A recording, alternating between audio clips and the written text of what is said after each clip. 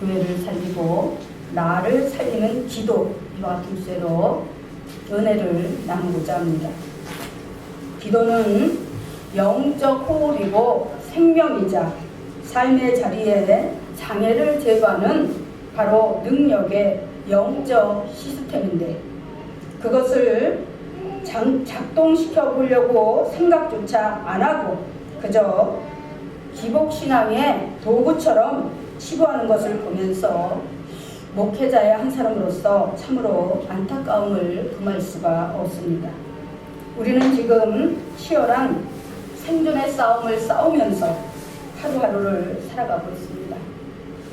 물론 눈에 보이는 대상과의 경쟁이요, 어찌하든지 이 어려운 시기를 잘 극복하고 훗날을 기약해야 하는데, 중요한 것은 모든 사람이 살아가면서 삶의 자리에서 나를 공격하고 위협하는 대상은 눈에 보이는 것, 배후에 반드시 어둠의 권세인 바로 사단 마귀, 우리 눈에 보이지 않지만은 보이는 것이 전부가 아니라 우리 눈에 보이지 않는 그런 사단 마귀, 어둠의 세력이 있다는 사실을 우리는 알아야 합니다. 그러므로 에베소 6장 12절에서는 이렇게 말씀합니다. 우리의 씨름은 혈과 육에 대한 것이 아니요 정사와 권세와 이 어둠의 세상 주관자들과 하늘에 있는 악의 영들에게 대함이라. 할렐루야. 어떤 문제든 해결하려면 그 문제의 원인을 알아야 하는데, 우리의 삶의 자리에 문제를 일으키는 그런 최종적인 원인은 바로 사단 마귀라는 사실입니다. 그렇다면 그 사단 마귀를 제어하려면 어떻게 해야 할까요? 물리적인 힘으로 총과 검을 들고 싸워야 할까요? 그건 세상적인 방법이고, 영적인 것은 물리적으로 싸우는 것이 아니라 영적 지혜와 능력으로 싸우는 것입니다. 바로 전지전능하신 하나님께 도움을 청하고 성령의 능력을 덧입어서 간절히 기도할 때 우리에게 영적 권세와 또 능력과 지혜가 주어져서 그 힘으로 싸울 때 백전백승할 수가 있는 것입니다. 아멘. 제가 기도로 만들어가는 명품 인생이라는 책도 썼지만은 수많은 믿음의 선진들이 때로는 넘어지고 쓰러져도 마침내 승리할 수 있었다는 것은 그들에게는 그들만의 믿음의 병기가 있었다는 사실입니다. 그것이 무엇인가 하면 바로 기도입니다. 그 기도가 그들의 인생을 살리고 그들의 영혼을 살린 것입니다. 사람은 영이 살아야 완전히 살아있는 존재입니다. 그래서 요한 3서 2절에서는 바로 사람이 온전히 사는 순서, 그리고 온전해지는 그 단계에 대해서 이렇게 기록하고 있습니다. 사랑하는 자여, 내 영혼이 잘된 같이 내가 범사에 잘되고 내가 강건하기를 내가 간구하노라. 할렐루야. 여러분이 진정 살고 싶으십니까?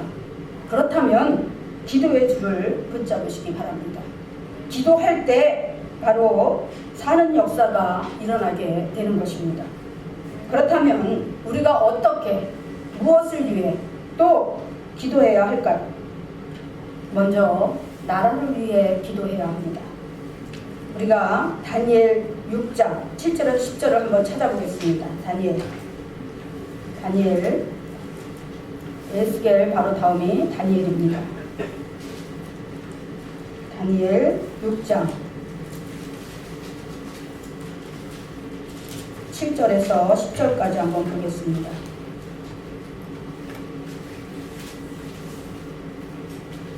창세기부터 구약의 1241면이나 1242페이지에 다니엘 6장이 있습니다. 다니엘 6장 7절에서 10절 다 찾으셨으면 우리가 다 같이 한 목소리로 합독하겠습니다. 시작. 이에 총리들과 방백들이 모여 왕에게 나아가서 그에게 말하되 다리오 왕이여 만세수를 하옵소서. 나라의 모든 총리와 수령과 방백과 모사와 가난이 의논하고 왕에게 한 율법을 세우며 한 금령을 정하실 것을 구하려 하였는데 왕이여 그것은 곧 이제부터 30일 동안에 누구든지 왕 외에 어느 신에게나 사람에게 무엇을 구하면 사자굴에 던져넣기로 한 것입니다.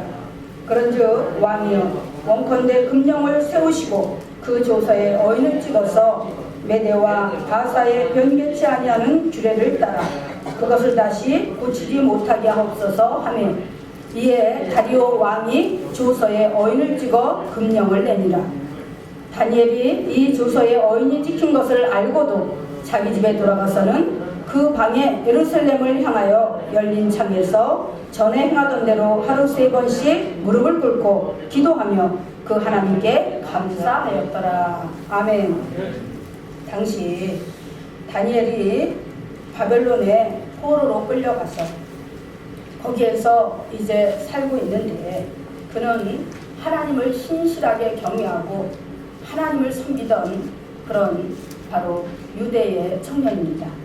그런데 하나님이 그 신실한 믿음을 보시고 얼마나 총명과 지혜를 부어주셨는지 그 총명과 지혜가 뛰어남을 발견한 느부갓네살 왕이 그를 수석 총리로 삼아서 국정을 주관하게 하였는데 느부갓네살 왕의 시대를 거쳐서 그의 아들 벨사살의 시대를 지나 갈대아 사람 다리오가 치리할 때까지 총리로 활약을 했습니다.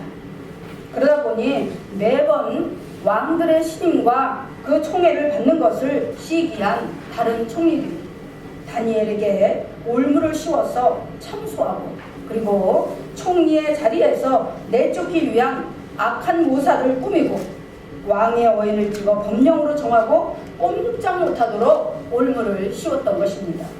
그 내용이 바로 오늘 다니엘 6장 7절에서 10절까지의 내용입니다.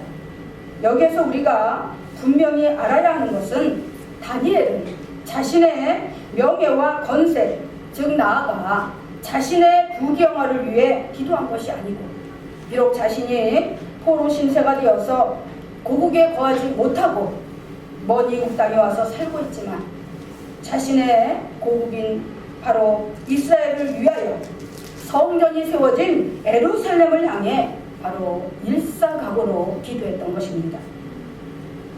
이스라엘 나라가 하나님께 불순종하고 망령되이 행하여서 하나님의 노를 격발시킴으로 하나님의 징계로 이스라엘 나라는 바로 남과 북으로 갈라지게 됩니다.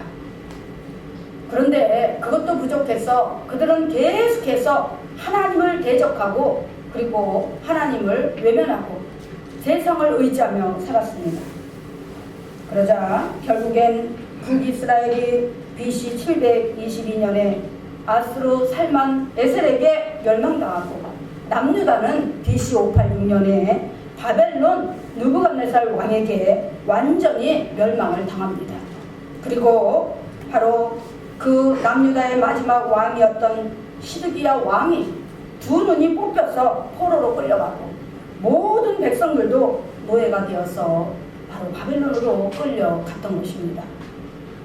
하나님께서 택하신 나라 바로 이스라엘은 한순간에 무너지고 세계 각국으로 흩어져서 디아스포라가 되어서 이제는 소속감도 없이 정체성도 없이 그렇게 살아가는 것이 너무나 비참하고 가슴 아팠던 다니엘은 기도하다 죽는 한이 있어도 그 기도를 포기할 수가 없었던 것입니다.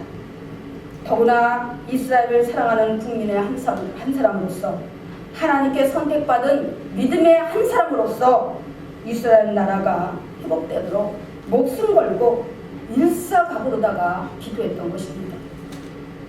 사랑하는 성도 여러분, 지금 이 시대도 나아가 대한민국이 직면하고 있는 이 상황도 참으로 비참하고 가슴 아픈 상황입니다. 코로나 바이러스라는 전염병의 창궐로 인해서 그렇지 않아도 경제가 바닥을 치고 있는데 설상가상으로 일상이 제한되고 수요는 많은데 공급이 차단되다 보니 그야말로 생계를 위협하는 전쟁 아닌 전쟁이 벌어지고 있는 것입니다. 과연 이 상황에서 우리는 무엇을 어떻게 해야 할까요? 그저 이 상황을 묵묵히 수용하고 가만히 있어야 할까요? 그저 나 죽었어 하고 가만히 죽은 척 엎드려 있어야 할까요? 때가 되면 지나가겠지. 다 사는 날이 오겠지. 이렇게 우리는 모든 것을 체념한 채 그대로 엎드려 있어야만 할까요? 옛날 동화책에 이런 이야기가 있습니다. 곰은 죽은 것은 절대로 건드리지 않는다고 합니다. 어떤 사람이 깊은 산속에서 곰을 만났습니다.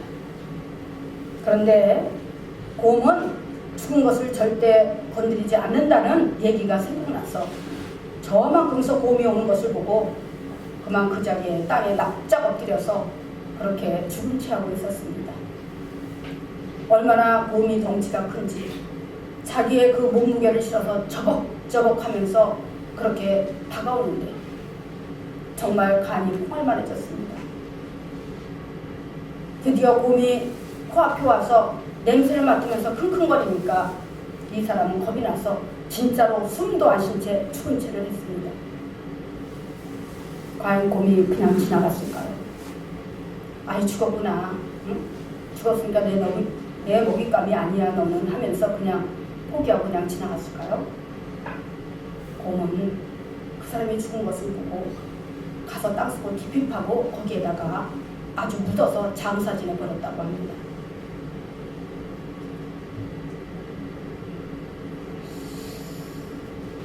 마찬가지로 눈에 보이는 모든 것을 통해서 우리의 삶을 공격하는 사단 마귀는 우리가 죽은 채 하고 있으면 아예 땅에 묻어서 장사 지내려고 할 것입니다. 이럴 때 우리는 일사각오로 다니엘처럼 이 나라를 위해서 기도해야 합니다.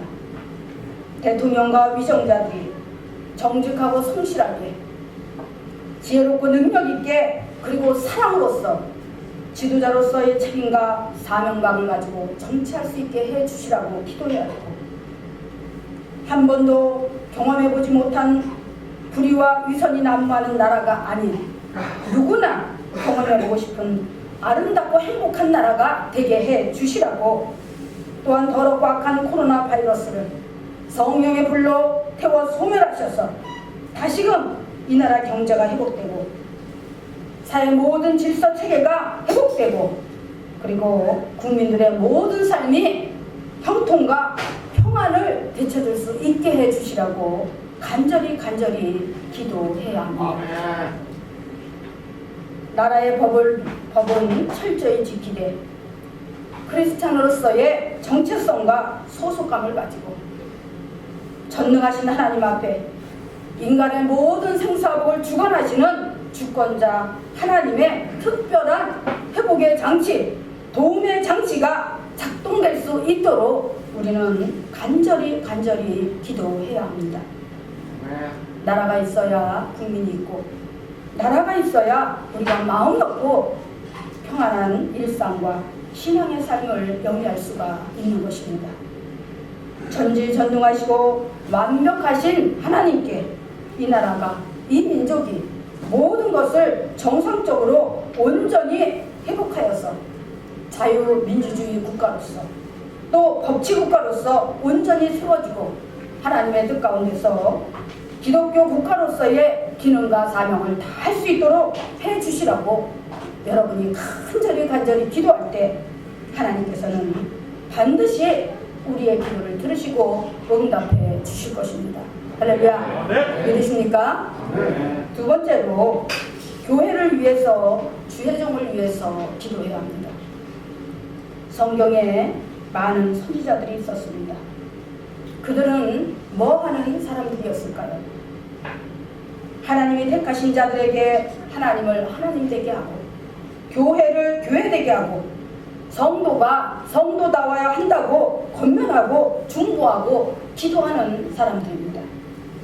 하나님의 계시를 받고 하나님의 뜻을 믿음의 백성들에게 전하며 하나님의 전인 교회와 하나님의 말씀을 통한 하나님 나라 확장을 위해서 애쓰고 있으며 하나님의 종들입니다.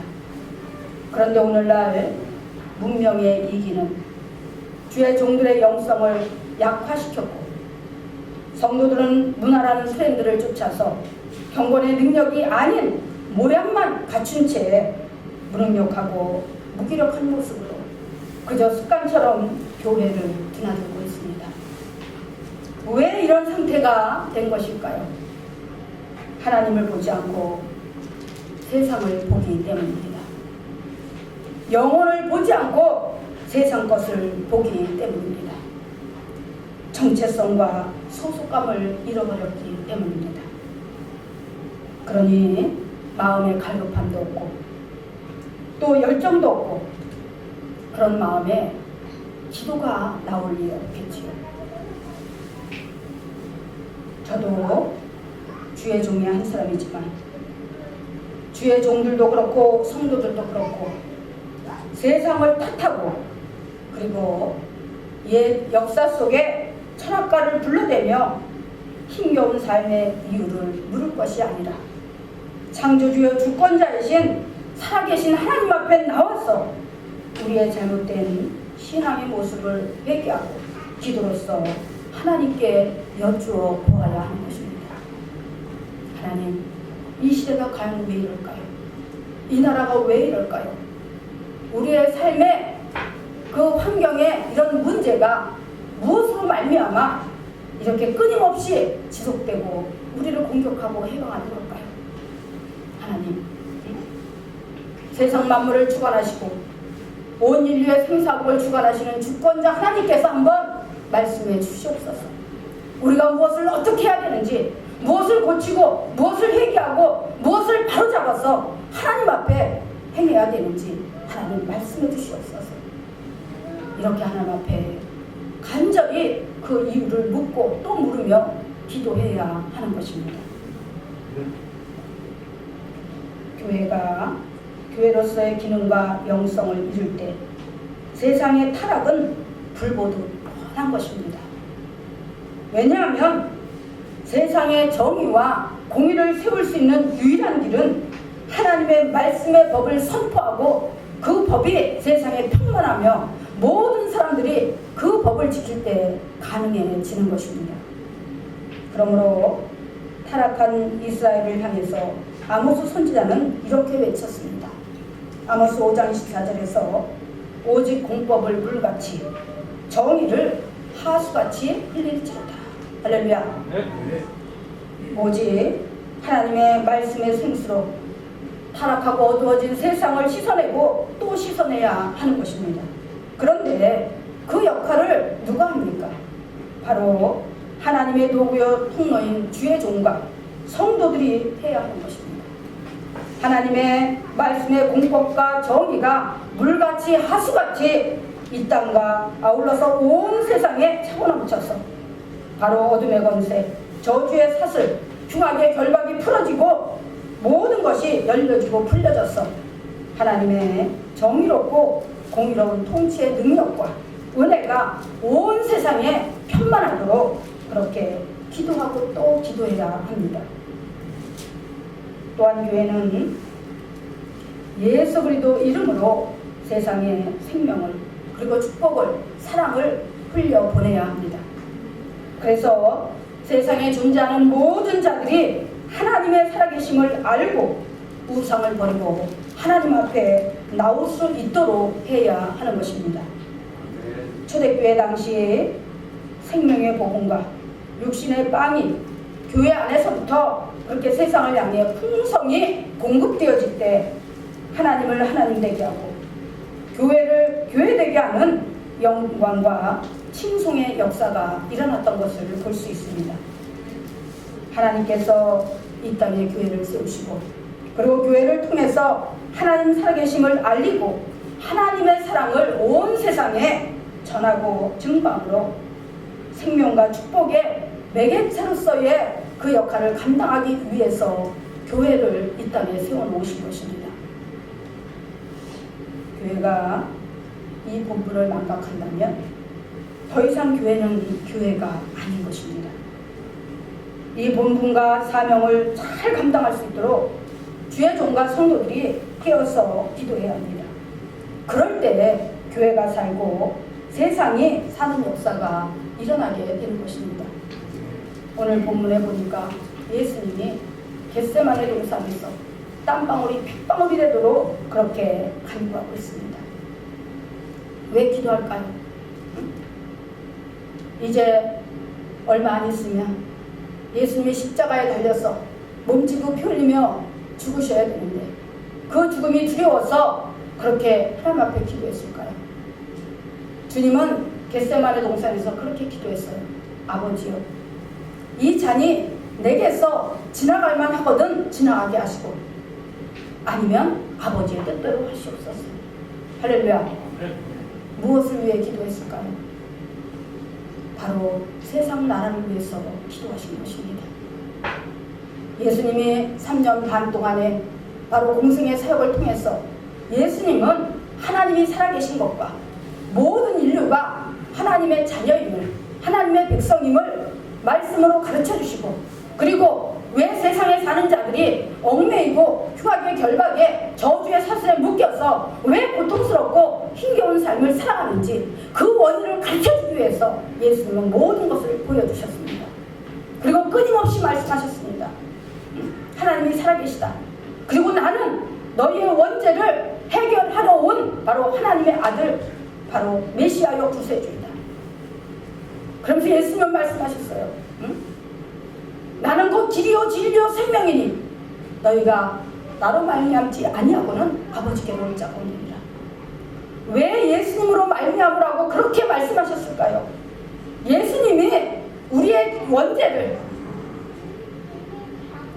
우리가 하나님 앞에 불순종했던 모든 죄와 또 그로 말미암아 우리에게 임한 저주와 흉의 결과, 사망 권세, 이 모든 것을 다 해결하고 우리를 온전히 자유케 하셔서 이 땅에서도 자유로운 몸으로 살게 하시고 형통한 삶을 살게 하시고 이 땅을 떠나는 그날 우리의 영혼이 하나님 앞에 갈 수 있도록 문을 활짝 열어놓기 위해서 말 그대로 구세주 메시아로다가 모든 죄의 짐을 대속하기 위해서 오셨기 때문입니다.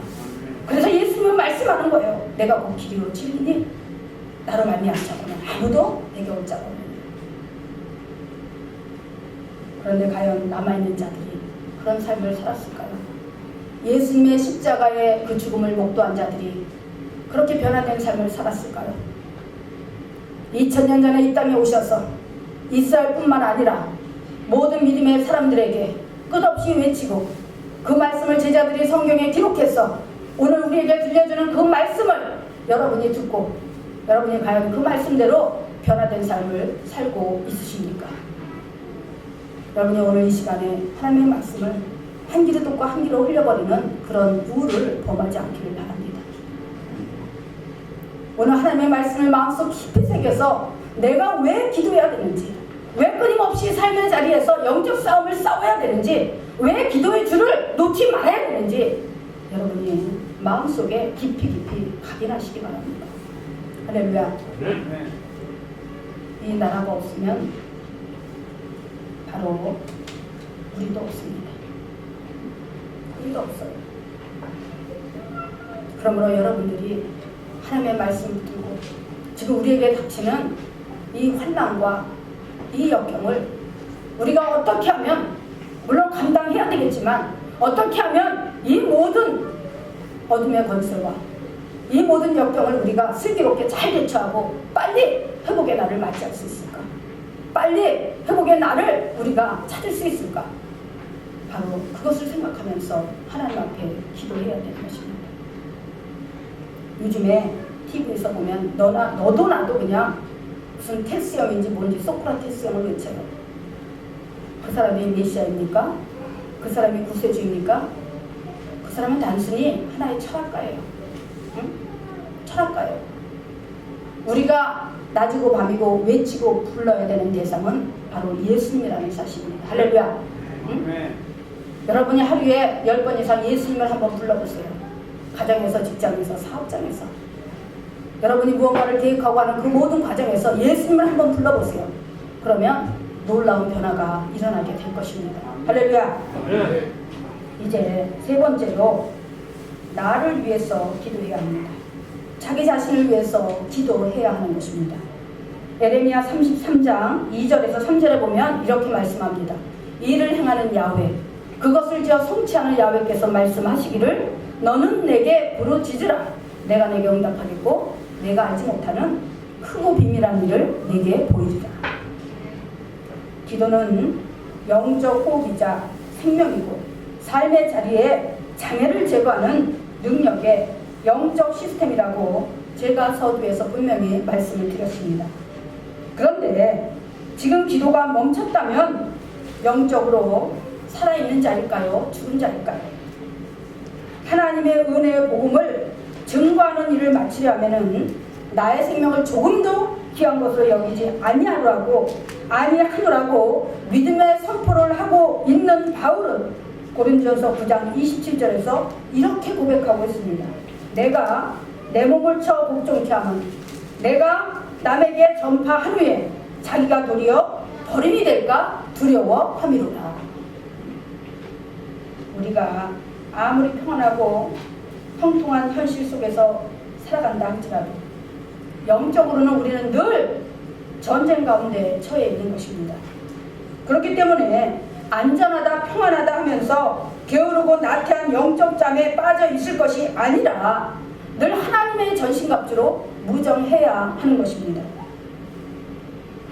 하나님의 전신갑주란 바로 하나님의 말씀의 검으로 무장하고 또 성령의 능력으로 무장하는 것인데, 성령께서 우리에게 공급하시는 하나님 권세와 바로 능력을 말하는 것입니다. 그러므로 에베소 6장 10절에서 13절에 보면 이렇게 말씀합니다. 정말로 끝으로 너희가 주 안에서와 그 힘의 능력으로 강건해지고 마귀의 계계를 능히 대적하기 위하여 하나님의 전신갑주를 입으라. 우리의 씨름은 혈과 육에 대한 것이 아니오 정사와 권세와 이 어둠의 세상 주관자들과 하늘에 있는 악의 영들에게 대합니다. 그러므로 하나님의 전신갑주를 취하라. 이는 악한 날에 너희가 능히 대적하고 모든 일을 행하는 위에 서기 위함이라. 할렐루야. 전쟁 중에는 동서사방 동방각천 어디에서든 공격의 화살이 날아올 수 있습니다. 그러므로 단단히 방어하고 경계하지 않으면 결코 살아남을 수가 없는 것입니다. 특히 영적 전쟁 중에서 가장 중요한 대상이 누구일까요? 바로 자기 자신이라는 것입니다. 할렐루야. 여러분이 여러분의 가족도 다 전도해서 구원시켰어요. 여러분의 부모 형제도 다 전도해서 구원시켰어요. 여러분의 친한 친구 또 가깝게 지내던 모든 직장이라든가 사업으로 인해서 연결되어진 인맥관계들 모든 사람들을 다 전도를 했습니다. 그런데 여러분 자신이 믿음이 없어요. 믿음이 없어요. 정말 하나님이 살아계실까? 정말 내가 죽으면 나 구원받을 수 있을까? 정말 내 삶의 자리에서 성령님이 함께 하실까? 하나님이란 존재는 과연 있을까? 이렇게 생각할 수 있다는 것입니다. 습관처럼 전도를 하고 습관처럼 교회 와서 예배를 드리고 찬양을 드리고 했지만은 그러나 내 마음속 깊은 곳에 내가 과연 하나님의 자녀일까? 내가 죽으면 내 영혼이 구원받을까? 이런 믿음의 확신이 없다면 다른 사람은 다 구원하였을 때 나는 하나님 앞에 마지막 날 버림받을 수도 있다는 것입니다. 오늘 사도 바울이 그것을 고민하고 있는 거예요. 응? 사도 바울이 어떤 사람입니까? 응?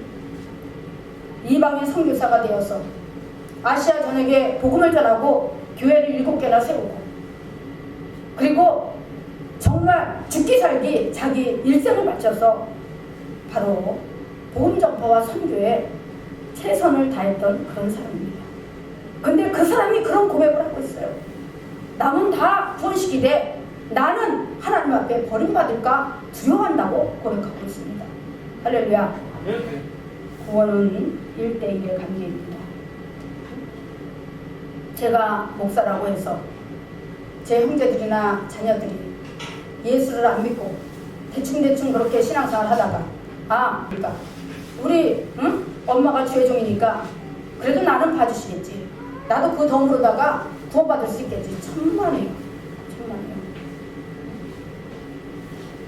왜냐하면 생명은 나눌 수가 없는 것입니다.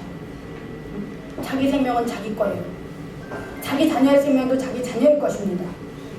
할렐루야. 생명을 나눠서 구원받을 수 있을까요? 그렇지 않다는 것입니다.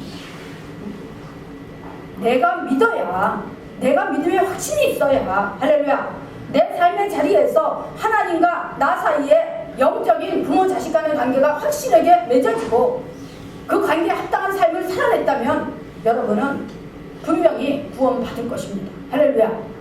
할렐루야. 그러므로 여러분 자신을 위해서 기도해야 되는 것입니다. 내가 과연 지금 이 순간에 하나님과의 영적인 관계를 온전히 맺고 있는지, 하나님께서 나에게 맡겨준 사명과 직분을 내가 최선을 다하며 충성하고 있는지, 그리고 내가 사는 삶이 과연 하나님 앞에 합당하게 하나님의 뜻을 쫓아 살고 있는지 여러분은 그것을 매번 매 순간마다 확인하고 점검해야 될 것입니다. 할렐루야.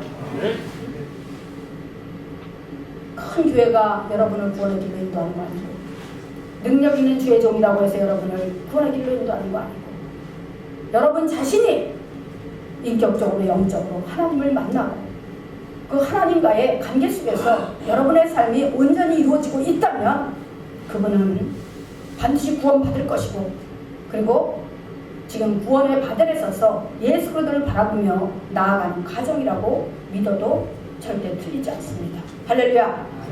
할렐루야. 바로 오늘 제가 나라를 위해서, 그렇죠? 또 뭐예요? 교회를 위해서, 나를 위해서 기도하라고 여러분에게 권면하는 이 말씀이 한 귀로 듣고 한 귀로 흘려버리면서 교회 가면 늘상 듣는 얘기야, 주회종들이 늘상 하는 얘기야, 이렇게 치부해버리고 소홀히 여기지 마시기를 간절히 소원합니다. 우리의 생명 양식이 되고 우리 눈에 보이지 않지만 분명 존재하는 바로 영생의 길, 구원의 길로 인도할 하나님의 말씀을 여러분 가슴 깊이 새기고 세상 가운데서 한 주간도 믿음으로 살아내기를 주의 이름으로 축원합니다. 아멘.